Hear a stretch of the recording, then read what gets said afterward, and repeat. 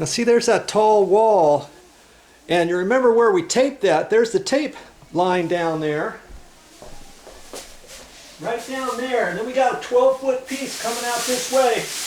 That's a beautiful thing when you figure things out and they all line up right. See, this is going to be pulled back over this way, and that is going to be, see, that's going to be long enough to then tape down there, okay? And that's going to be our floor.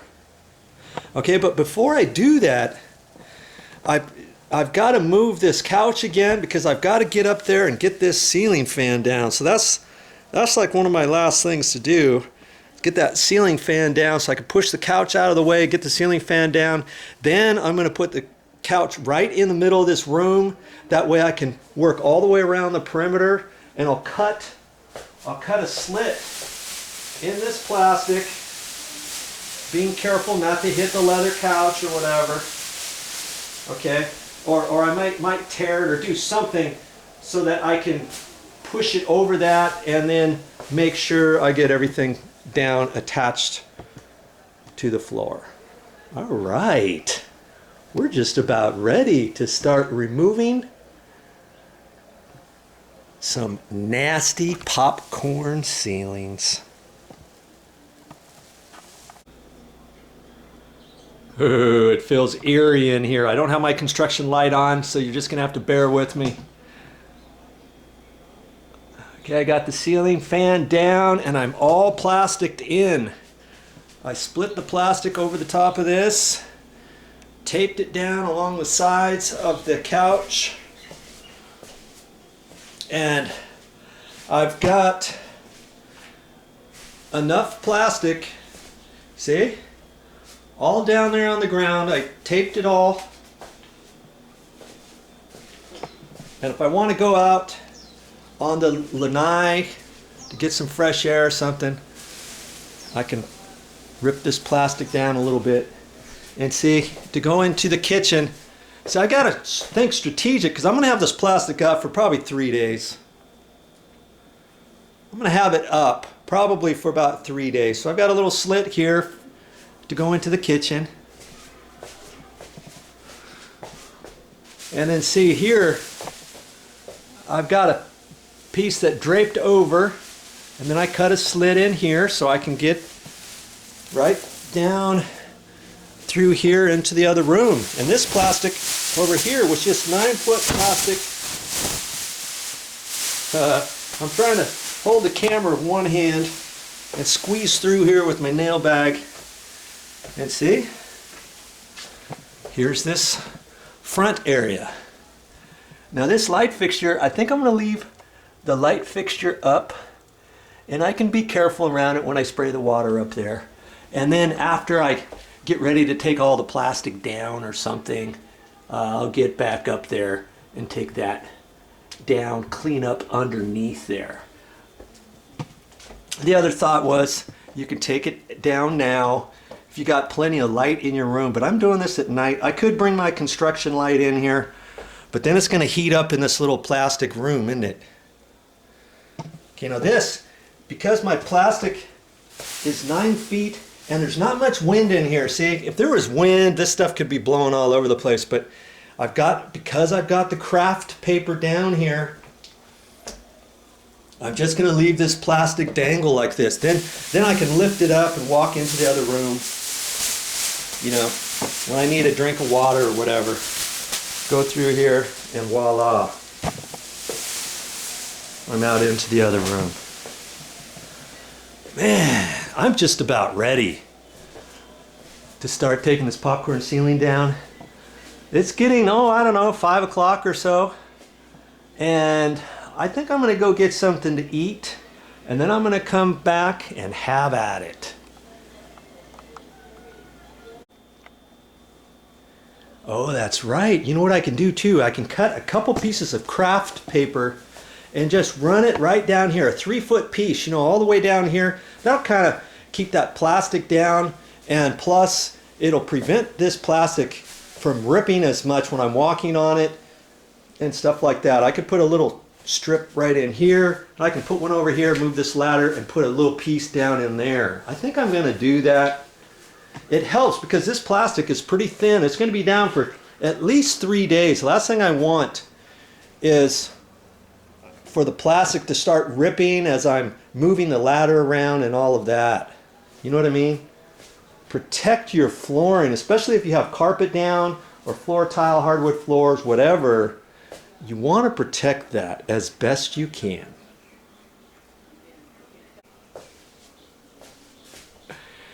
Yes, I'm going to do this tonight. And I don't know how long it's going to take. Maybe 2.5, 3 hours total. Maybe a little bit more. But I can do that. I want to get this done tonight. And all I got is me, myself, and I. Stick around and I show you how it's done.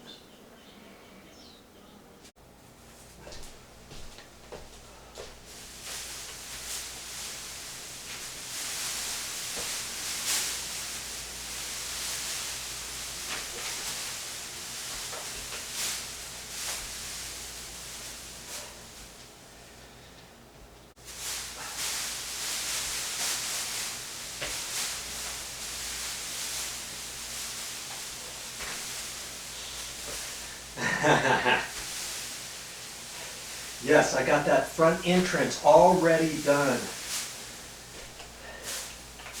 Except just trimming around the edges. I got the bulk of it done already. I was only in there, oh, I don't know, 20 minutes, 25 minutes. Okay, time to tackle this room. I'm up for it. It's 8 o'clock at night. Let's do it.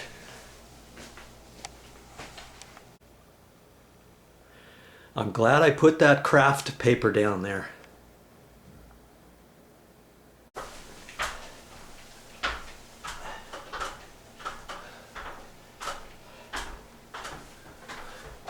Now because I'm working up high here, I only want to spray as much as I can feel comfortably that I can reach. Okay, that's all I'm going to do. One little area at a time. I'm using my Hudson sprayer. I'm just going to spray this on here. It's just water. Okay. I don't want to get up over my eyes too much. I've got my safety glasses on though. Okay, I guess I'm going to just go to there.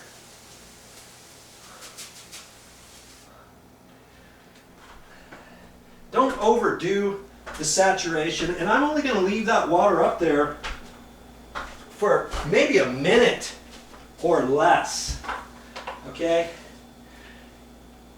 Because here's the thing, if you leave, I've seen some guys, they spray the whole ceiling and then they just go to town, but the sheetrock paper up there has tape on it, and you get it too wet, and the tape's liable to start coming down and all that. So see, I'm going back up right now, and that's plenty of time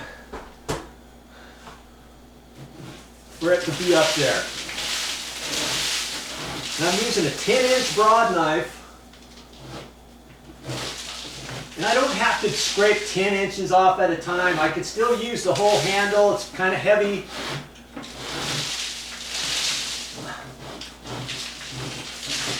It's not heavy that you can't lift it, but it kind of gives a little oomph, you know.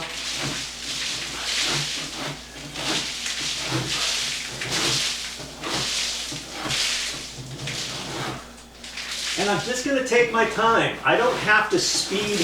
I'm not racing against anybody. You know, here I'm taking off 3 inches, 4 inches there.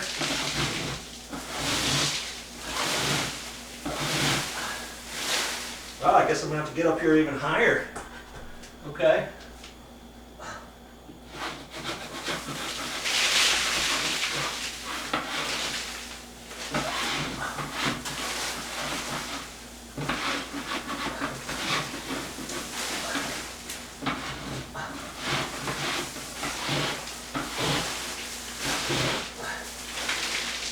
A little bit at a time, and you'll get it. I only left the water on there for a minute, maybe less than a minute. And the ceiling is already getting moist. And once you get it off that far, I mean, there's nothing you can do about the moisture. You gotta get it wet, but you don't have to overdo it. More is not always better, okay? Now I'm scraping off any last bits that I didn't get. Just kind of going over this once. Because I want to get that stuff off. Because my next step, once I get all this done, is I'm gonna sand, take a sanding pole up here and sand this. Then I'm gonna seal it. But I want as much of this off as possible. See, there's a little bit there. And you'll be able to feel it. And I got my trusty construction light on. That way I can see stuff, because if you think you got it all and you leave a section, once I install the primer, that might be just wet enough to loosen up the last bits of the popcorn ceiling, and later on you get ready to paint and some of it starts peeling already. You're like, what the heck is happening here? And that's because you didn't get it all off. Okay?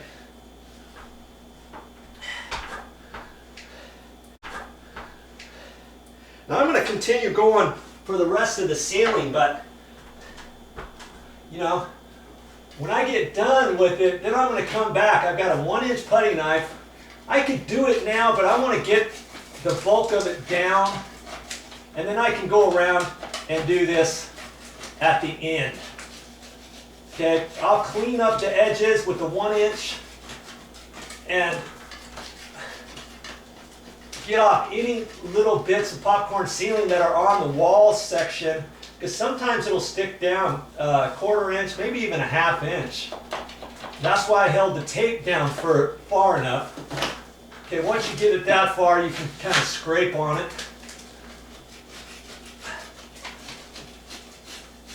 Like that.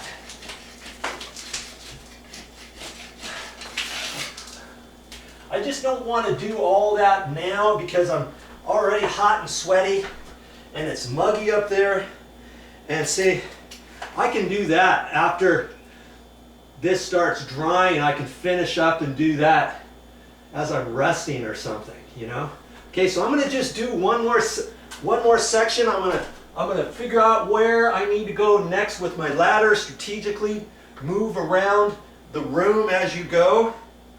One little bit at a time. That's all you've got to do. Don't go too far thinking, oh, I'll spray over here as far as I can reach this way, then I'll move the ladder back. Well, then all of this area is going to be saturated twice as long as this area, and it's going to get even wetter. When you start scraping the ceiling, the sheetrock has paper over the entire surface. Once you get that too wet and you start scraping on here, you're liable to gouge the paper, and you don't want to do that, because then you're going to have to patch that, because once that comes up, it'll start peeling, and when you paint, it's going to bubble.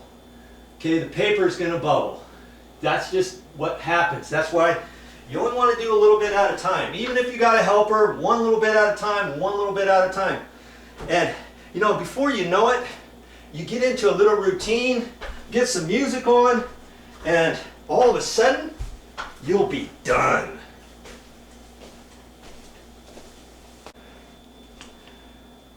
Whenever I've got a tip for you, I'm going to show it. Okay, on this is the Hudson sprayer. Now, I've got it. This is a 2-gallon, and I did the bedroom, and I hardly used any water at all. So if you only have a gallon container, that's all you need. Okay, once you get done spraying, here's the tip. Once you get done spraying, don't set this on the ground. Somebody's liable to step on it. You're going to trip over it. You're going to put the tip all in the mud and stuff once you start going. Just kind of lift it up under there and just let it hang like that. You want to, you know, be nice to this. This has to last you this whole time. If not for this Hudson sprayer, I could not do this job. So be careful with it.